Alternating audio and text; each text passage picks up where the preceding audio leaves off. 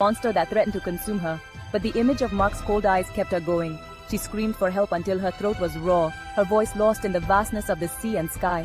For hours she fought, drifting in and out of consciousness, her world shrinking to the singular, desperate goal of surviving until sunrise. She would not die here. She would not become his perfect tragic accident. Mark drove away from Sentinel Point with the windows down, the cool night air doing little to calm the frantic pounding in his chest. He didn't feel guilt, not really. What he felt was a surge of adrenaline, the thrill of having executed his plan flawlessly. He stopped at a gas station miles down the coast, buying a coffee and making a point to chat with the cashier, establishing his timeline, creating an alibi. He was no longer Mark, the loving husband. He was now Mark, the soon-to-be grieving widower, a role he had rehearsed in his mind for weeks. He needed to be convincing. His future depended on it. A few hours later he made the call. His voice, thick with practiced panic, cracked as he spoke to the 911 operator. "My wife, Clara, we were hiking. She slipped."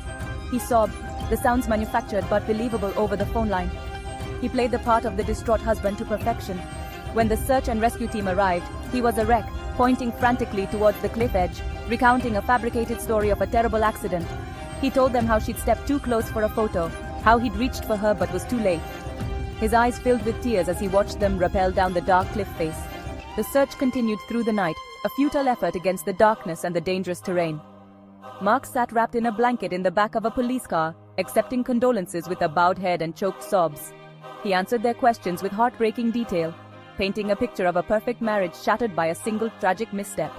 The lead officer placed a comforting hand on his shoulder. "We're doing everything we can, Mr. Collins," he said. "But a fall from that height, you need to prepare yourself." Mark nodded grimly, the perfect portrait of a man whose world had just ended. Inside, he was soaring. He was free. By morning, the search was officially called off. Clara's body had not been recovered, presumed to have been washed out to sea by the powerful tide. The official report would list her death as a tragic accidental fall. Mark was escorted home, where concerned friends and neighbors had already begun to gather. He accepted their hugs, their casseroles, their pity.